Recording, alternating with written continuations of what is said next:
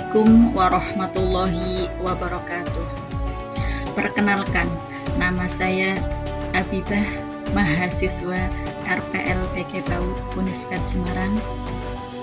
Selamat pagi kami ucapkan kepada Bapak Muhammad Samroni, SPD, SHMPD, selaku dosen pengampu mata kuliah Pendidikan Pancasila, serta rekan-rekan mahasiswa Unisfed Semarang yang berbahagia.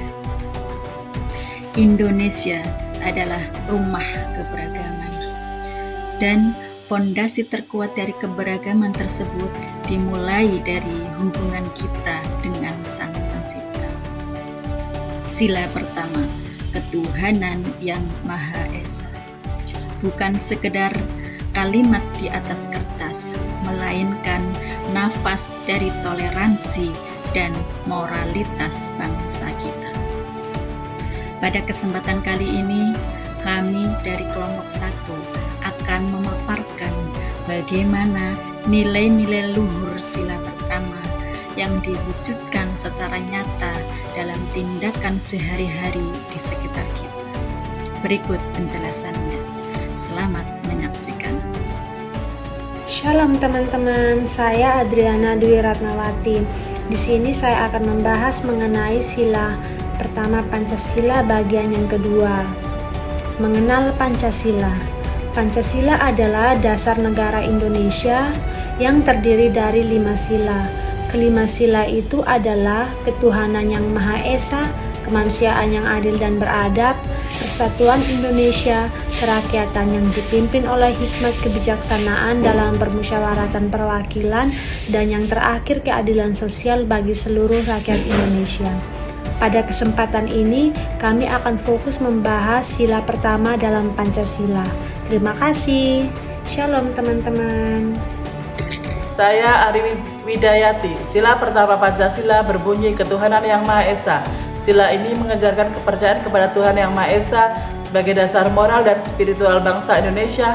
Kepercayaan ini menjadi fondasi utama dalam kehidupan bermasyarakat, berbangsa, dan bernegara. Menuntun setiap warga negara untuk hidup dengan nilai-nilai luhur, penuh tanggung jawab, dan saling menghormati antar sesama manusia.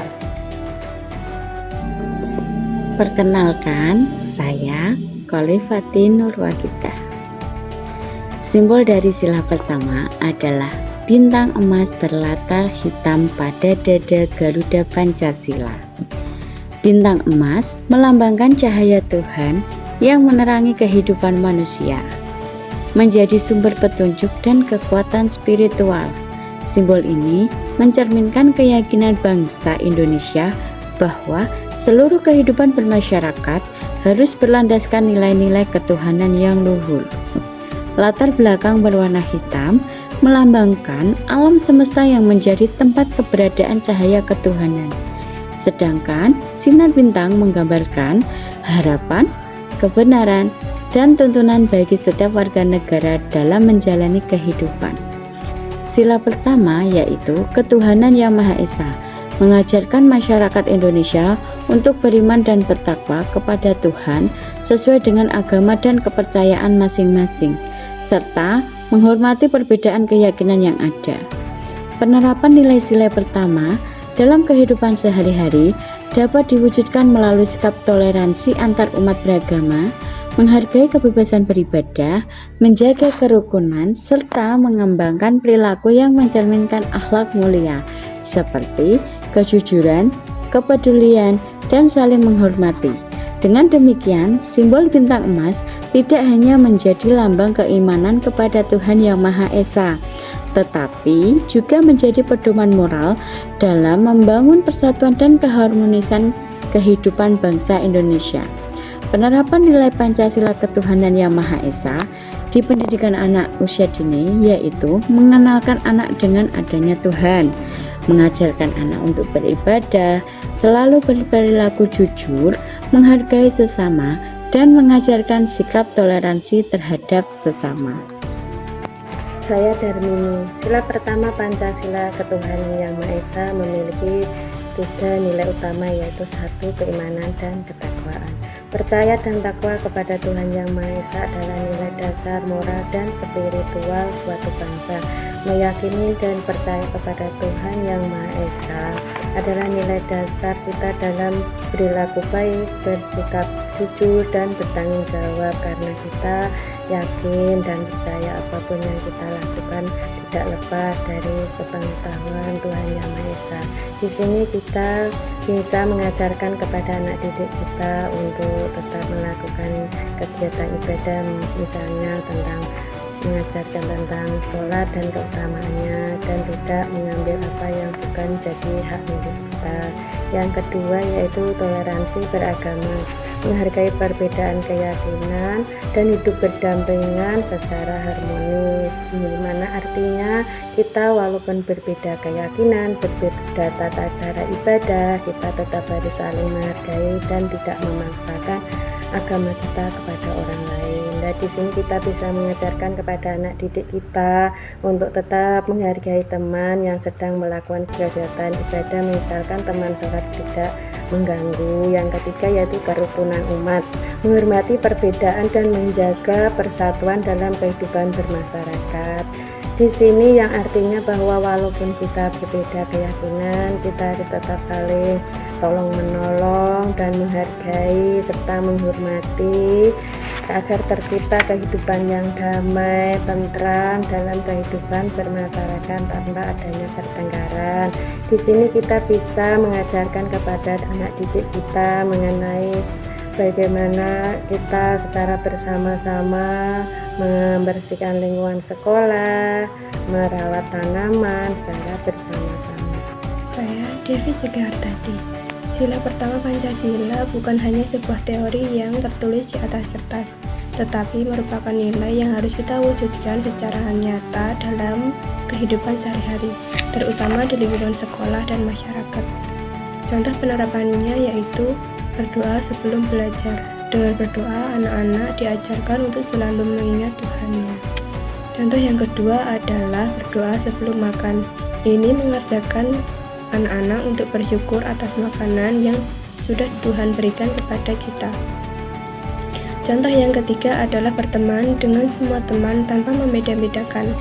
Anak-anak diajarkan untuk tetap bermain bersama, berbagi mainan, dan saling menyayangi satu sama lain. Contoh yang keempat adalah tidak mengganggu teman yang sedang berdoa. Ketika ada teman yang sedang berdoa, anak-anak diajarkan untuk diam dan menunggu dengan tertib. Ini mengajarkan sikap menghormati orang lain sejak usia dini. Contoh yang kelima adalah mengucapkan terima kasih kepada Tuhan. Anak-anak TK diajarkan bahwa semua hal yang mereka miliki berasal dari Tuhan. Jadi teman-teman, meskipun masih kecil, anak-anak TK sudah bisa mengamalkan sila pertama Pancasila melalui hal-hal sederhana dalam kehidupan sehari-hari. Karena mencintai Tuhan bisa dimulai dari hal-hal kecil sejak usia dini. Saya Dinda Rosita Fauziza akan menerangkan tentang fakta menarik keberagaman agama di Indonesia. Indonesia mengakui secara resmi ada 6 agama di negara. Ada Islam, Kristen, Katolik, Hindu, dan juga Buddha. Yang pertama ada Islam yang menduduki sebagai agama yang memiliki mayoritas penganutnya. Yang kedua ada Kristen yang menyebar luas di negara Indonesia. Yang ketiga ada Katolik yang juga menyebar luas di Indonesia. Yang keempat ada Hindu yang sudah ada agamanya sejak zaman kuno. Yang kelima ada Buddha. Yang keenam ada Konghucu yang juga sebagai agama resmi di Indonesia.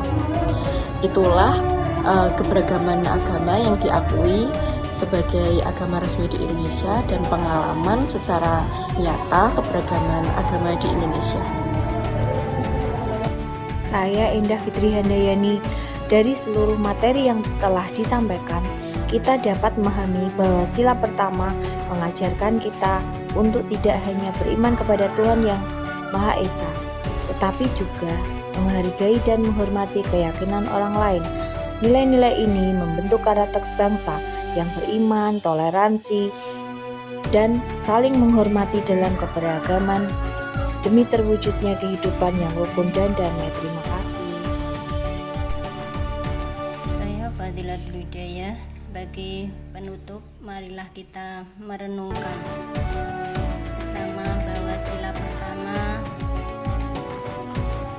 mengajarkan kita untuk beriman kepada Tuhan Yang Maha Esa serta menghormati sesama sesuai dengan dawuhipun Allah Subhanahu wa taala dalam Al-Qur'an surat Az-Zariyat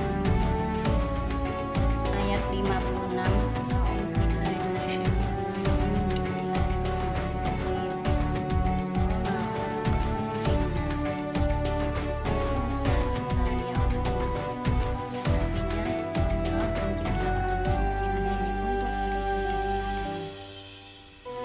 Dari ayat tersebut menjadi landasan bagi umat Islam bahwa tujuan hidup adalah menyembah Allah. Menyembah Allah atau ibadah tidak hanya terbatas pada sholat, puasa, zakat, dan haji, tetapi juga mencakup seluruh aktivitas yang dilakukan dengan niat ikhlas karena Allah dan sesuai dengan syarat-syarat seperti bekerja, belajar, mengajar, dan berbuat baik kepada sesama. Nilai tersebut sejalan dengan sila pertama Pancasila yang menempatkan keimanan kepada Tuhan Yang Maha Esa sebagai dasar dalam kehidupan berbangsa dan bernegara, sekaligus menghormati kebebasan setiap warga negara untuk menjalankan agamanya sesuai keyakinan masing-masing. Seperti yang dikatakan, toleransi bukan tentang menyalahkan tetapi menghargai perbedaan. Demikian presentasi dari kelompok 1.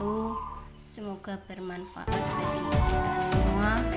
Wassalamualaikum.